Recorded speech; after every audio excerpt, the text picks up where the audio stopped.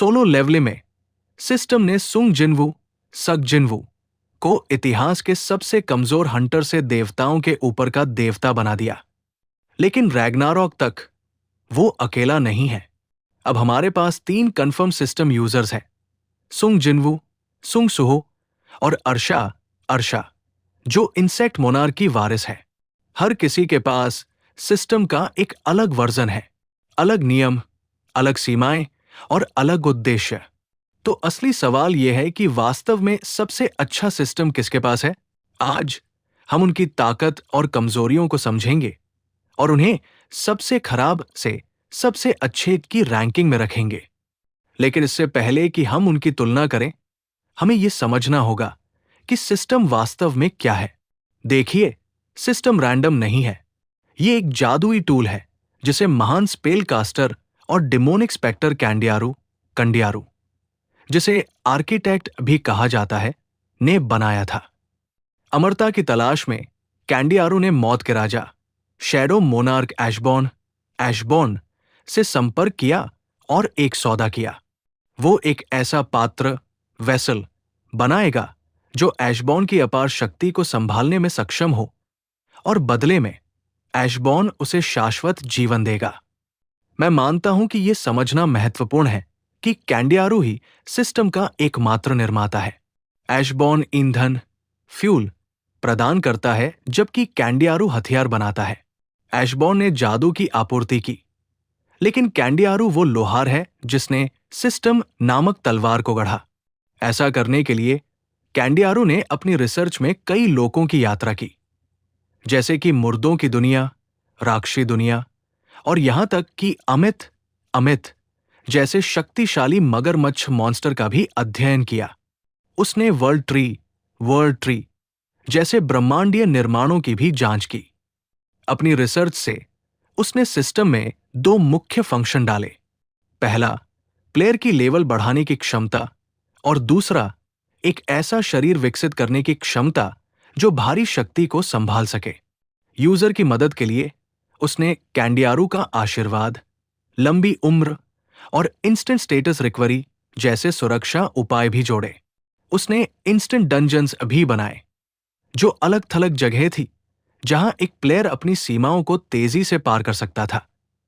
कुल मिलाकर सिस्टम कभी भी सिर्फ एक लेवलिंग मैकेनिक नहीं था। ये एक नर्चरिंग प्रोग्राम, पालने पोसने वाला प्रोग्राम था, जिसे एक परफेक्ट मोनार्क वेसल बनाने के लिए डिजाइन किया गया था। इसके निर्माण के पीछे और भी बहुत सी कहानियां हैं। तो अगर आप आर्किटेक्ट ने सिस्टम को स्क्रैच से कैसे बनाया, इस पर पूरा ब्रेकडाउन चाहते हैं, तो नीचे आर्किटेक्ट कमेंट करें। लेकिन अभी के लिए चलिए प्रत्येक यूजर के सिस्टम को समझते हैं। सुंग जिनवू, सक जिनवू को डबल डंजन से बचने के बाद सिस्टम मिलता है। उस पल से वो एक अभूतपूर्व गति से लेवल ऊपर करना शुरू कर देता है। एक कमजोर रैंक हंटर से अस्तित्व के सबसे शक्तिशाली प्राणी तक चढ़ता है। लेकिन इसके नीचे कुछ काला, डार्कर छिपा है। सिस्टम सिर्फ एक टूल नहीं है।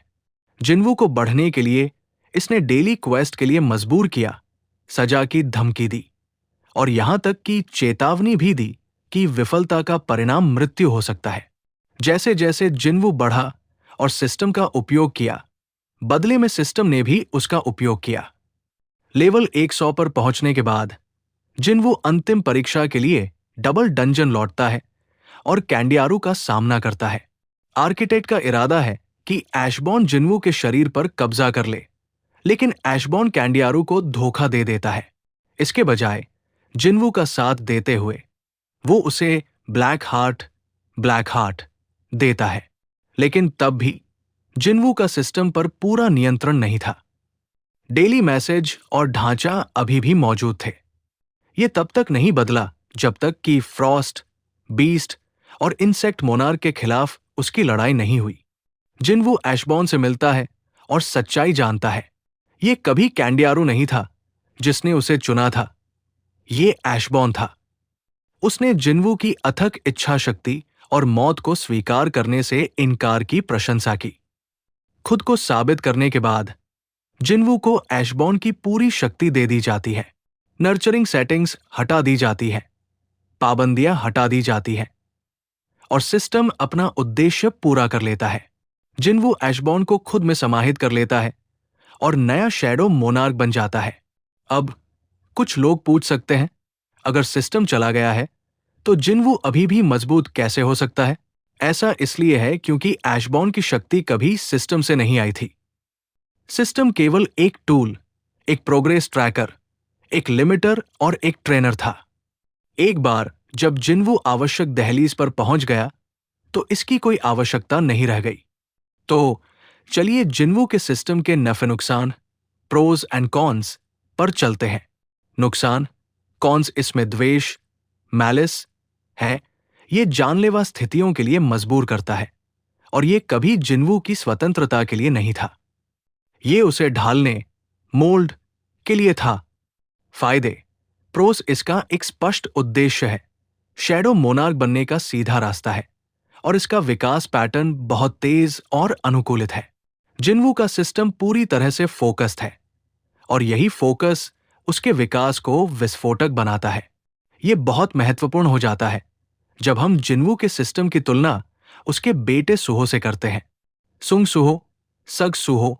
स्पष्टता के लिए हम मुख्य रूप से व्हाइट नेवल सुहो, लाइट नॉवल सुहो पर चर्चा करेंगे क्योंकि ये उसके सिस्टम की गहरी समझ देता है। सुहो अपनी यूनिवर्सिटी में एक मिस्टबर्न घटना के दौरान अपने सहपाठियों को बचाने के लिए अपनी जान जोखिम में डालने के बाद अपना सिस्टम अनलॉक करता है। जिन्वू के विपरीत, जिसे कैंडियारो से सिस्टम मिला था, सुहो का सिस्टम खुद सुंग जिन्वू द्वारा बनाया गया है और ये बदलाव ही सब कुछ है। सिस्टम को फिर से बनाने के बाद जिन्वू ने इसे इसके द्वेषपूर्ण कोर, मैलेवोलेंट कोर से मुक्त कर दिया है। इसमें कोई आर्किटेक्ट नहीं है, कोई छिपा हुआ कब्जा करने का एजेंडा नहीं है और शैडो मोनार्क बनने का कोई नर्चरिंग प्रोग्राम नहीं है। ये सुहो को अधिक स्वतंत्रता देता है, लेकिन वो स्वतंत्रता एक बड़ी कीमत पर आती है। शुरुआत में सुहो का लक्ष्य बहुत सरल है, अपने पिता के साथ बाहरी अंतरिक्ष में अतारुम के खिलाफ एरागोन युद्ध, अर्गोन वॉर में लड़ने के लिए पर्याप्त मजबूत बनना। हालांकि जिन्वू के विपरीत सुहो के पास जॉब क्वेस्ट की कमी है। उसे गाइड करने के लिए कोई पूर्व निर्धारित रास्ता नहीं है और एक निश्चित रास्ते के बिना उसका विकास धीमा हो जाता है। यह तब बहुत स्पष्ट होता है जब हम सुहो के लाइट नॉवेल और मंगा वर्जन की तुलना करते हैं। मंगा में सुहो ग्लेशियर डंजन आर के दौरान रैंक बन जाता है, हालांकि लाइट नॉवेल सुहो उसी आर्क में अभी भी केवल रैंक है। ऐसा इसलिए है क्योंकि मंगा में सुहो ग्लिच जॉब क्वेस्ट को पार करता है, मैनंग को हराता है और व्हाइट शैडो की उपाधि प्राप्त करता है। यह तभी संभव होता है जब सुहो अपने उद्देश्य को स्वीकार करता है और खुद को अंधेरे के भीतर रोशनी पाने वाले व्यक्ति के रूप में देखता है। दूसरी ओर लाइट नॉवेल सुहो ने खुद को इस डर से पीछे खींच लिया था कि कहीं उसकी शैडो पावर का इस्तेमाल उसके पिता की कमजोरी के रूप में न किया जाए। यह तब तक नहीं था जब तक जिन्वू उसे स्वतंत्र रूप से लड़ने की अनुमति नहीं देता कि सुहो वास्तव में रफ्तार पकड़ता है। अंततः सुहो एंटारेस अंतर्स से मिलता है, उसका उत्तराधिकारी बनता है और फिर मोनार्क ऑफ ट्रांसेंडेंस बनता है। अंततः वर्ल्ड ट्री का संरक्षक बन जाता है। चूंकि पहले से ही एक शैडो मोनार्क है, सुहो का सिस्टम काफी निष्क्रिय रहता है। यह स्वीकार करने के बाद ही कि वो अपने पिता की कार्बन कॉपी नहीं है और अपना रास्ता बनाना शुरू करता है। सुहो का सिस्टम अल्टीमेट सपोर्ट के रूप में काम करता है। सुहो के सिस्टम के फायदे और नुकसान, कॉन्स शुरुआत में कोई परिभाषित जॉब क्वेस्ट नहीं है और इस कारण एक संचित रास्ते के बिना विकास धीमा और स्थिर होता है। फायदे, प्रोस कोई द्वेष नहीं है, इसमें अधिक बहुमुखी प्रतिभा, वर्सेटिलिटी और स्वतंत्रता है और पालतू सिस्टम, पेट सिस्टम, बॉन्ड स्किल्स और एनपीसी सिस्टम जैसी भूली हुई सुविधाओं तक पहुंच है। यह प्रशिक्षण सुहो को मूल सिस्टम की कल्पना से भी बेहतर वेसल विकसित करने की अनुमति देता है। उसकी स्वतंत्रता ही उसकी सबसे बड़ी ताकत बन जाती है। अर्शा अर्शा का सिस्टम सबसे रहस्यमयी है। हम इसे तीसरे व्यक्ति के नजरिए से देखते हैं, लेकिन उसे कम नहीं आंका जाना चाहिए, क्योंकि अपने लाइट नॉवेल वर्जन की तुलना में मंगा में अर्शा बहुत मजबूत, अधिक बहुमुखी, अधिक डरावनी है और एक छोटे चरित्र से एक बड़े विलेन एंटैगनिस्ट के रूप में ऊपर उठी है। चूंकि अर्शा के अनुसार जिन्वू ने उसका सिस्टम नहीं बनाया था, इसलिए इसकी पूरी संभावना है कि कैंडियारू ने इसे बनाया हो। और अगर आर्किटेक्ट ने मूल बनाया है, तो यह मानने का कोई कारण नहीं है कि वो मूल के बराबर या उससे बेहतर नहीं बना सकता था। हालांकि यही खतरा छिपा है, क्योंकि अर्शा का सिस्टम उसे मोनार्क वारिसों एयर्स को खोजने और इकट्ठा करने में मदद करने की ओर झुका हुआ लगता है। लेकिन क्यों? क्योंकि वारिसों को इकट्ठा करना उसे स्वाभाविक रूप से इंसेक्ट मोनार्क बनने में मदद नहीं करता है। ये उसे एक उत्तराधिकारी कम और किसी और की भव्य योजना में एक कलेक्टर के रूप में अधिक दिखाता है। उसके पास ग्रंगा और पिया जैसे सहयोगी होने के बावजूद विशेष बॉन्ड स्किल्स की कमी है, और कैंडियारू के हेरफेर, कब्जे और दीर्घकालिक योजनाओं के इतिहास को देखते हुए यह विश्वास करना कठिन है कि वो ऐसा शक्तिशाली टूल बिना किसी बदले के दे देगा। अर्शा के सिस्टम के फायदे और नुकसान। नुकसान: कॉन्स जिन्वू के सिस्टम के समान छिपा हुआ द्वेष होने की संभावना है और उसके एक बड़ी योजना के हिस्से के रूप में इस्तेमाल किए जाने के संकेत है। फायदे: प्रो संभावित बेहतर फीचर्स जो हम सीजन 3 में देख रहे हैं, और उसने अपने लाइट नॉवेल वर्जन की तुलना में मंगा में भारी विकास दिखाया है। भले ही अर्शा आत्मविश्वास से भरी लगती है और सुहो का डटकर मुकाबला कर रही है, लेकिन अनिश्चितता एक बड़ी कमजोरी है और यह हमारी रैंकिंग में मायने रखती है। Final ranking. तो जब हम सिस्टम को सबसे खराब से सबसे अच्छे तक रैंक करते हैं, तीसरा स्थान 3 आरडी प्लेस अर्शा, जबकि उसका सिस्टम आर्किटेक्ट द्वारा बनाया गया और संभावित रूप से अपग्रेड किया गया हो सकता है। ये अधूरा और थोड़ा ग्लिची लगता है। उसकी वारिस इकट्ठा करने वाली कार्यक्षमता बताती है कि वो अपना रास्ता बनाने के बजाय किसी बड़ी योजना की सेवा कर रही है। इसमें बहुत अधिक अनिश्चितता है। दूसरा स्थान 2 एनडी प्लेस सुंग जिन्वू। जिन्वू का सिस्टम असाधारण है। यह विकास को तेज करता है, दिशा प्रदान करता है और शैडो मोनार्क बनने की गारंटी देता है, लेकिन घातक दोष द्वेष है।